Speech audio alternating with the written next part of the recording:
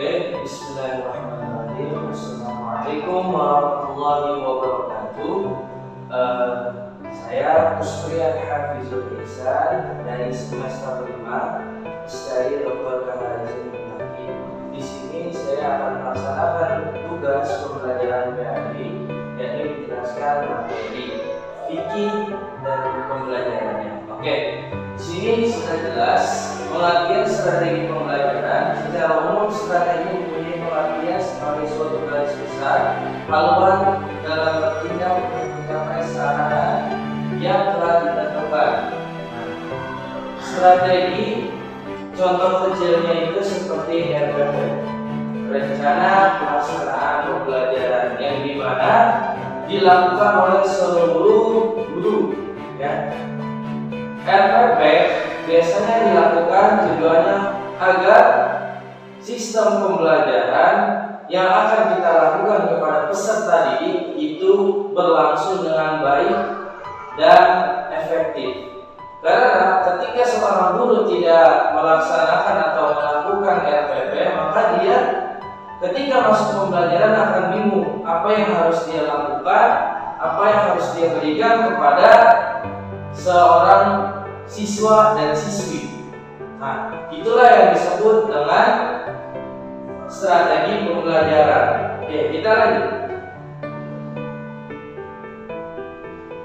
Nah, definisi strategi pembelajaran menurut para ahli, yaitu dari Qasma Al-Ghafur secara umum menjelaskan bahwa strategi pembelajaran dapat diartikan sebagai setiap kegiatan yang dipilih, yaitu yang dapat memberikan fasilitas kebantuan kepada peserta didik menuju tercapaian tujuan pembelajaran tertentu. Nah, itu menurut definisi para ahli.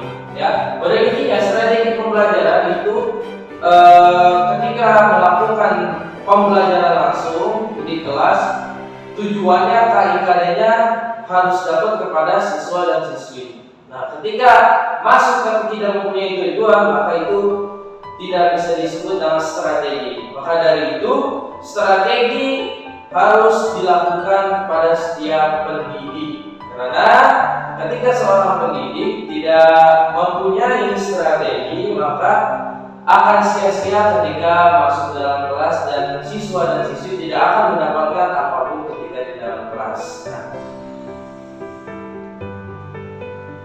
kemudian strategi pembelajaran fikih.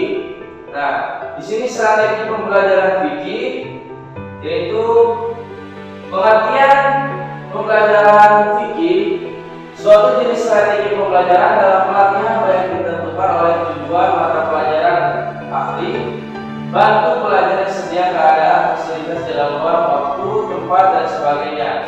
Begitu juga dengan komponen strategi pembelajaran. Nah, komponen-komponennya apa aja?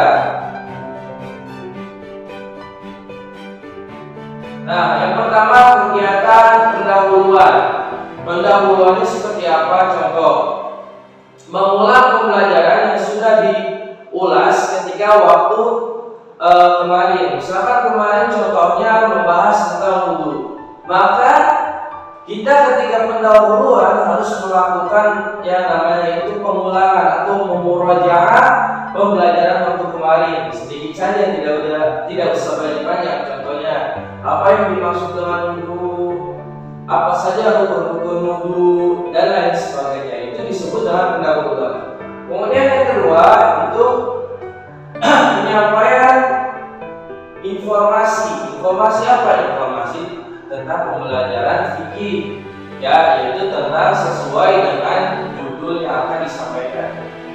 Kemudian partisipasi peserta didik.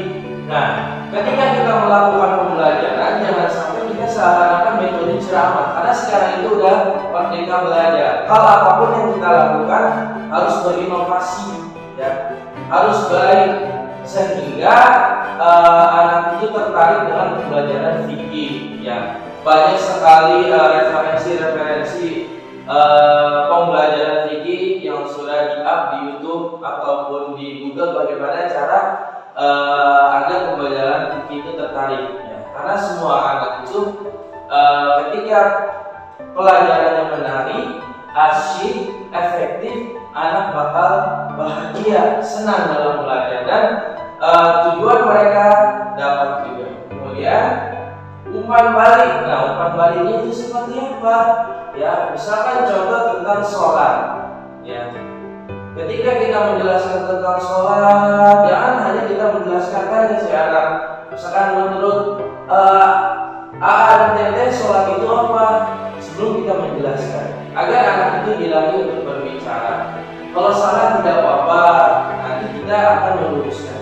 Kemudian tes, serangkaian tes umum yang digunakan oleh guru untuk mengetahui apakah tujuan pembelajaran khusus telah tercapai atau belum, apakah pengetahuan sikap dan keterampilan telah benar-benar dilakukan oleh peserta didik atau belum.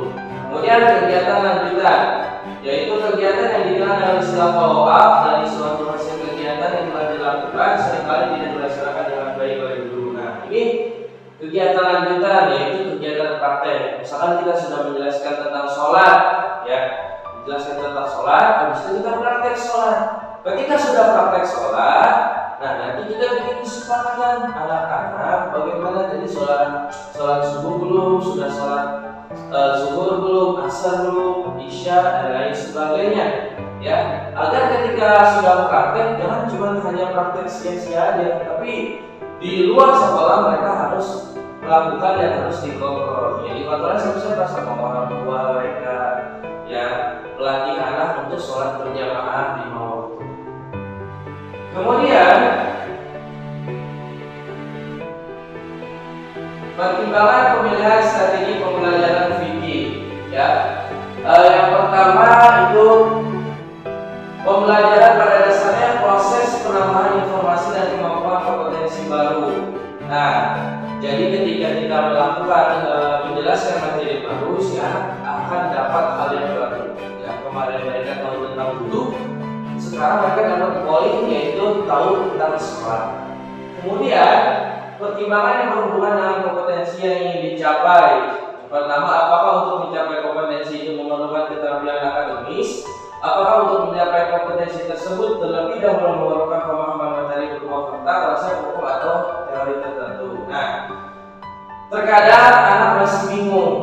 Ya, mereka sudah tahu sholat, mereka sudah tahu gerakan sholat, tapi belum tentu mereka tahu bacaan sholat.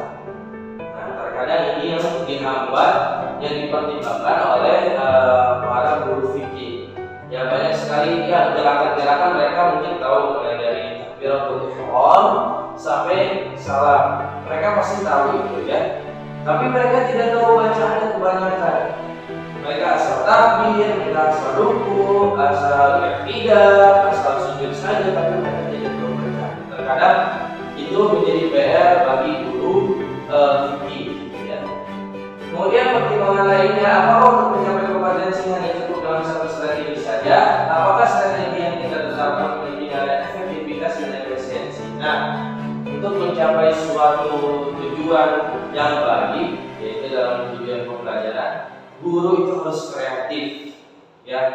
Dari cara ini planning A, planning A belum baik nih, pindah lagi planning B, harus banyak planning itu seorang pendidik. Agar kenapa? Agar seluruh siswa yang diajarkan oleh seorang pendidik itu tercapai semua, ya. Agar tercapai semua, ketika sudah tercapai semua, maka strategi tersebut telah lancar dan sukses dilakukan oleh seorang pendidik. Kemudian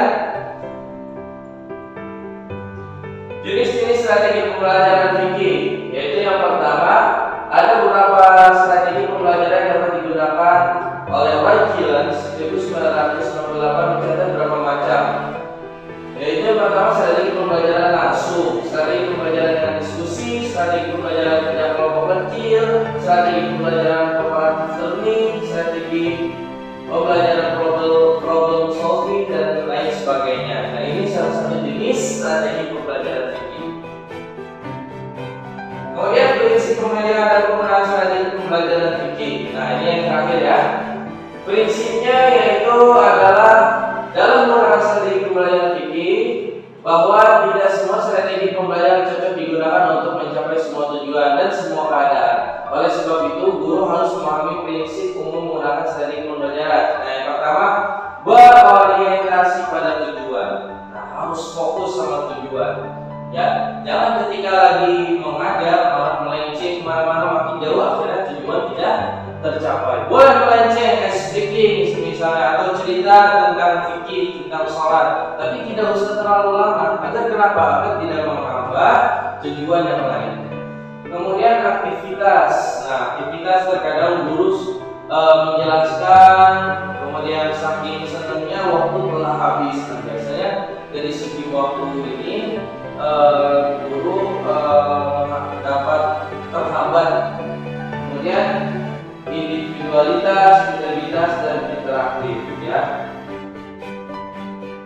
Nah, itu pembelajaran strategi fikih ya, yang sudah saya sampaikan.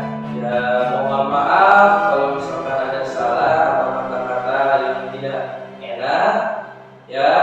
Semoga bermanfaat.